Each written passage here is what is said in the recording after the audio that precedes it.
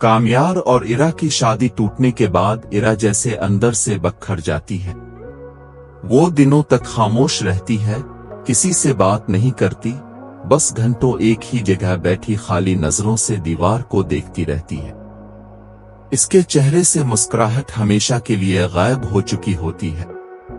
ये हालत देखकर इरफान साहिब का दिल भी बेचैन हो जाता है। एक बाप होने के नाते उनका दिल बार बार गवाही देता है कि उन्होंने कामयार की आंखों में अपनी बेटी के लिए सच्ची मोहब्बत देखी थी। वो सोचने लगते हैं कि आखिर एक वीडियो सब कुछ कैसे बर्बाद कर सकती है। यही सोच आहिस्ता आहिस्ता शक में बदल जाती है और उन्हें शिद्दत से एहसास होता है कि ये सब महज एक इत्तेफाक नहीं बल्कि एक गहरी साजिश भी हो सकती है।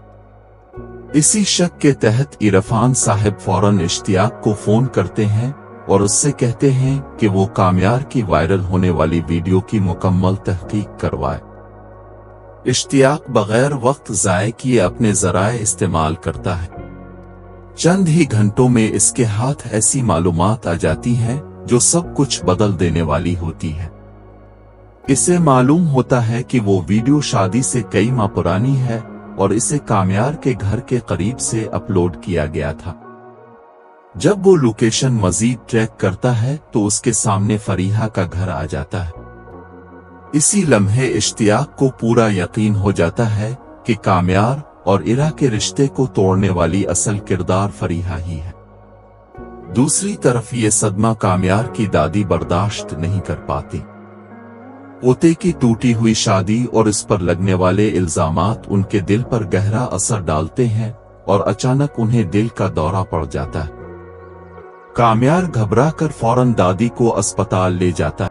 फरीहा की ये हालत देखकर इरफान साहिब आगे बढ़ते हैं और शदीद गुस्से में इसे भी एक थप्पड़ मार देते हैं। वो फौरन सिक्योरिटी गार्ड्स को बुलाकर फरीहा को अस्पताल से बाहर निकलवा देते हैं।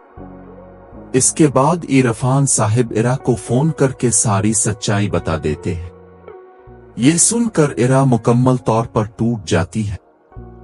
इसे एहसास होता है कि इसने अपनी सच्ची मोहब्बत पर नहीं बल्कि एक झूठे सबूत पर यकीन किया। बगैर एक लम्हा ज़ाये किए वो कामयार से मुआफी मांगने अस्पताल पहुंच जाती है।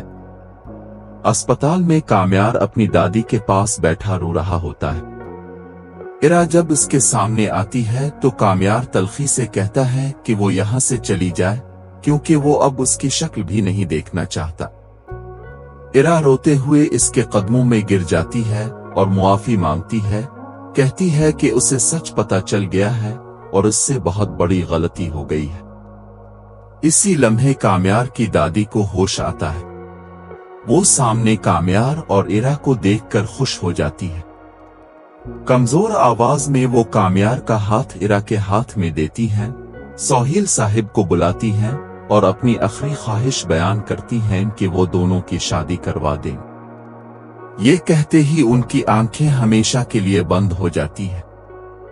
कामयार दादी की मौत पर फूट फूट कर रोने लगता है। पूरा घर सोग में डूब जाता है। इसी रात दादी की तदफीन कर दी जाती है। मगर कहानी यहाँ खत्म नहीं होती। रात का वक्त होता है, आसमान पर गहरे बादल छाए होते हैं।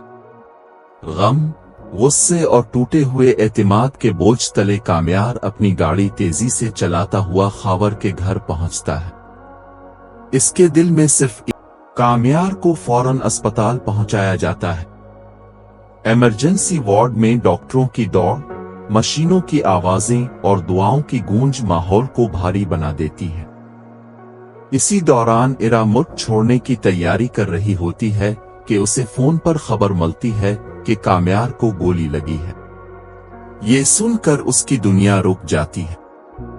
वो सब कुछ छोड़कर अस्पताल की तरफ दौड़ पड़ती है। उधर फरीहा भी टीवी पर खबर देखकर टूट जाती है।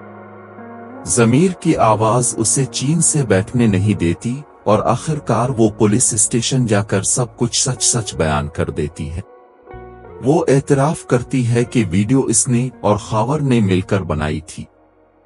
इसी दौरान खावर इरा को जबरदस्ती निकाह पर मजबूर करने की कोशिश करता है। मगर ऐन वक्त पर फरीहा पुलिस के साथ पहुंच जाती है और सबके सामने सच बता देती। पुलिस खावर को गिरफ्तार कर लेती है। इरा अस्पताल पहुंचकर कामयार के पास बैठती है, इसका हाथ थाम कर रोती है और मुआफी मांगती है। कुछ दिनों के इलाज के बाद कामयार सेहतयाब हो जाता है। डॉक्टर उसे डिस्चार्ज कर देते हैं। अस्पताल से निकलते ही कामयार मौलवी साहिब को साथ लेकर सीधा इरा के घर पहुंचता है।